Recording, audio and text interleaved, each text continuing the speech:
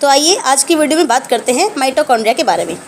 अगर आप बायो के स्टूडेंट हैं और आप 9th क्लास का बायो देखना चाह रहे हैं, 9th का इजी बायो के लिए मैंने एक्सप्लेन किया है, ठीक है। तो यहाँ पे अपन माइटोकॉन्ड्रिया की बात कर रहे हैं।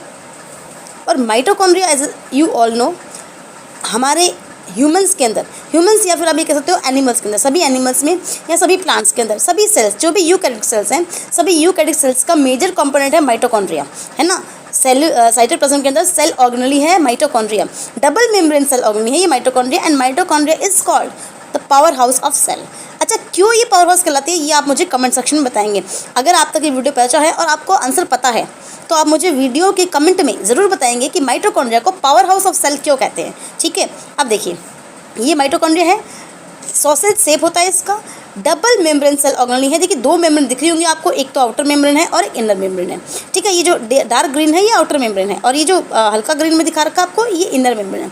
अब यहाँ पर क्या होता है, ये जो इनर मेम्ब्रेन है ना माइटोकॉन्ड्रिया के, ये इनफोल्ड्स के साथ होती है। देखो यहाँ पे फिंगर लाइक पोजीशंस निकली हुई, इनफोल्ड्स निकले हुए हैं। तो माइटोकॉन्ड्रिया की जो इनर मेम्ब्रेन है वो इनफोल्ड्स करती है और जो ये इनफोल्ड्स होते हैं ना, इन इनफोल्ड्स को अपन कहते हैं Christie.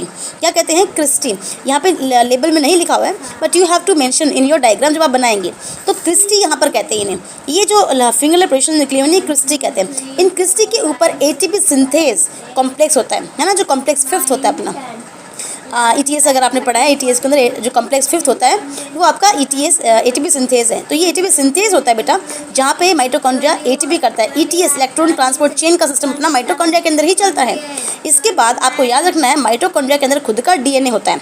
It has its own DNA and it has its own ribosomes also and that's why it has a protein factor of itself, है ना। यानी कि it can make its own DNA RNA and proteins and that's why mitochondria is also known as semi autonomous organelle.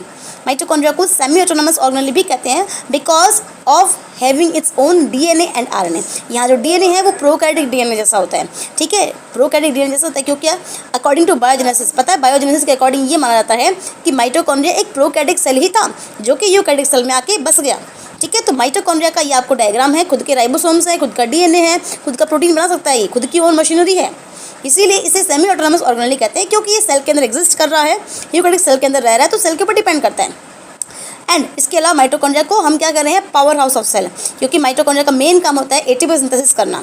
यानी कि आपका जो energy है, जो आप फूड खा रहे हैं, उस फूड के जो एट द एंड रिसोर्स जो आपको एनर्जी मिलेगी, उस एनर्जी को बनाने का काम माइटोकॉन्ड्रिया कर रहा है। एंड माइटोकॉन्ड्रिया का हमारी बॉडी में जो एनर्जी का फॉर्म होता है वो ATP होता है, चाहे वो किसी भी ह्यूमन बींग या किसी भी प्लांट में या किसी भी यूकैरियोटिक में हो, वो ATP का मेजर सोर्स हम यूज़ करते हैं। अब आप कमेंट सेक्शन में मुझे ATP का फुल फॉर्म बताएंगे।